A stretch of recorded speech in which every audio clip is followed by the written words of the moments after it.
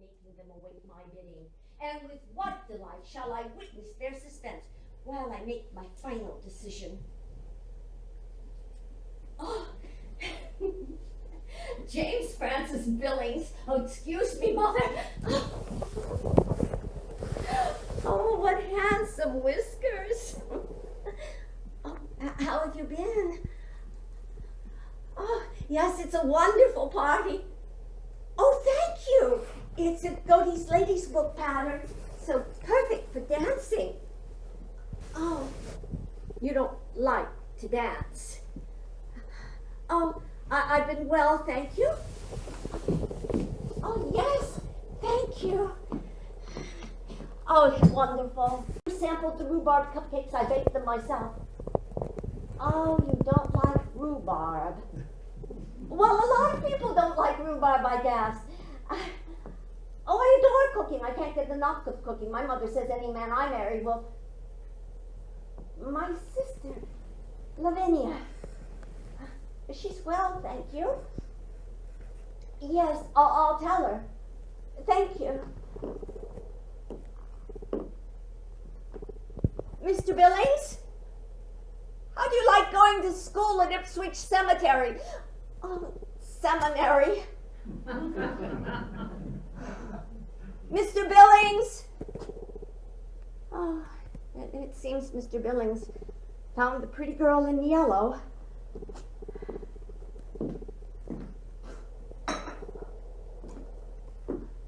Father's house and my garden. This is my world. And for companions, I have the hills, the sundown, and my dog Carlo, large as myself, that my father bought me. They are better than beings because they know but don't tell. And the noise in the pool at noon excels my piano. You see, I have never had to go anywhere to find paradise. I found it all right here. All the world I wanted. Here, in Amherst, Massachusetts. Massachusetts. Now there's a word to lift your hat to. Paradise is no journey, because it is within. But for that very cause, it is the most arduous of journeys. I travel the road into my soul all the time. I dwell in possibility.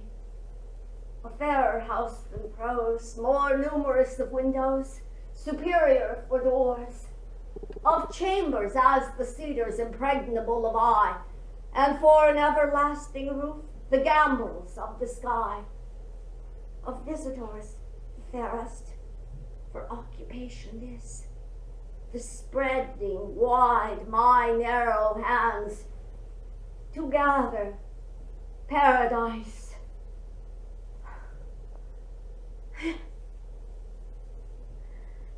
Nature is the highest art, don't you think? Why, just to see the summer sky is poetry. Oh, summer, the orchard is full of blue jays. To see them follow the hose to catch a drop of water is a touching sight. They won't take it if I hand it to them. To church, I keep it staying at home, with a bobolink for a chorister and an orchard for a dome. Some keep the Sabbath in surplus. I just wear my wings. So instead of tolling the bell for church, our little sexton sings. God preaches, a noted clergyman, and the sermon is never long. So instead of getting to heaven at last, I'm going all along. In the name of the bee, the butterfly, and the breeze. Amen. Oh, so you agree. When the family went to church, I was never alone because God was sitting there looking into my very soul.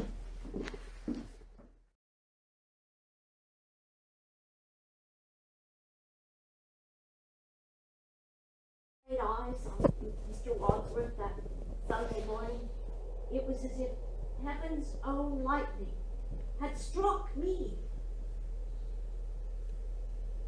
There before me,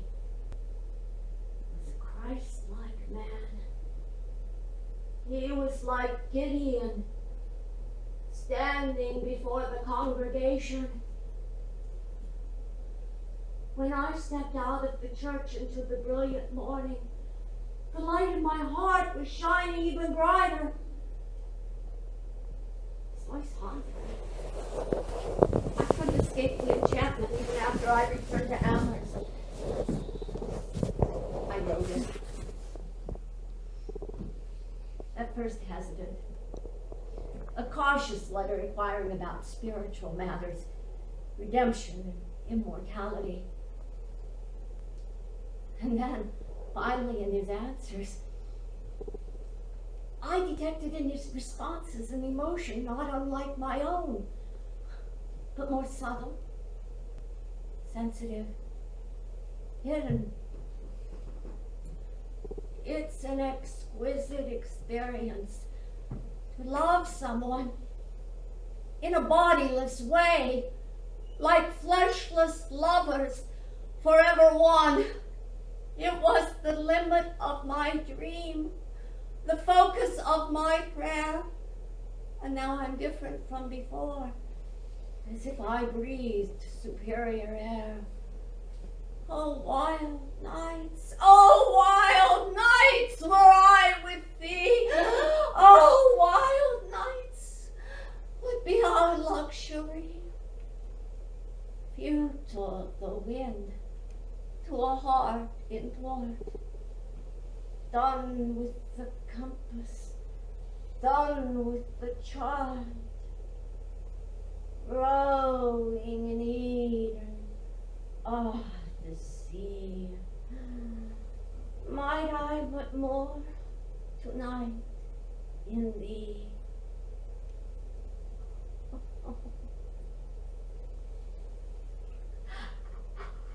I called him my master. I only spoke with him twice, 20 years apart. The first time in 1860. And when he came to see me 3 years ago, then he came running. The gentleman with the deep voice wants to see you, Emily. Again, his voice is at the door. I feel the old degree. I hear him ask the servant for such an one as me. I take a flower as I go, my face to justify he's never seen me in this life. I might surprise his eye. I cross the hall with mingled step. I silently pass the door. I look upon all this world contains, just his face, nothing more. Where did you come from? Oh, the pulpit to the train. Why didn't you tell me you were coming? So I could have had it to hope for. Then you didn't know yourself that you were coming? You just came? How long was your journey? 20 years. Yes, it has been that long, hasn't it? And I am older too, Master. But the love is still the same. So big it scares me. Rushing among my small heart and pushing aside my blood and leaving me faint. Oh no, Master. Say I may wait for you. I have waited so long, Master, I can wait more until my hazel hair is dappled and you carry the cane. And then I can look at my watch, and if the day is declined too far, we can take the chances for heaven. Oh, Master, open your life wide and take me in forever. I will never be tired. I will be your best little girl. Not you, and that's enough for me. I shall not want more. Oh, forgive me. I cannot live with you. It would be life.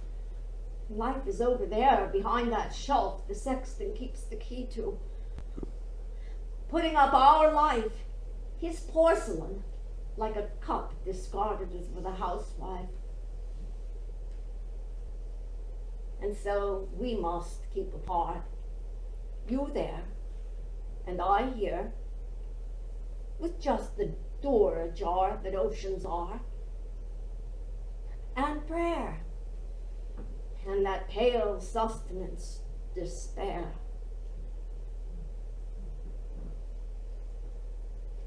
Oh, thank you. And I am so moved to look into your face as you look into mine. Will you come to Amherst again? You can't. I understand. Yes. I am content. I shall always be content. Now, goodbye, Master.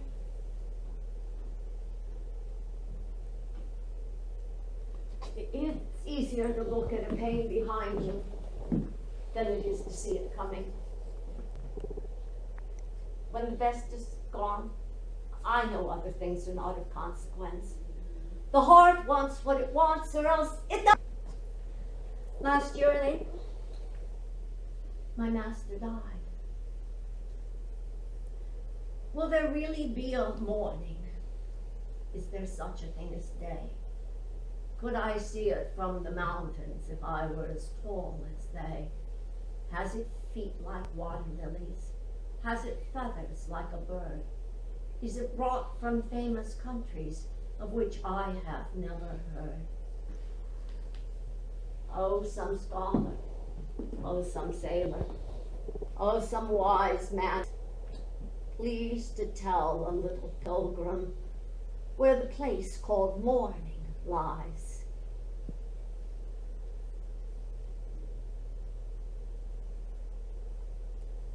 I still write poems, but not as many as I used to. There are so few listeners, and those who should be the best listeners, like Professor Higginson, are deaf.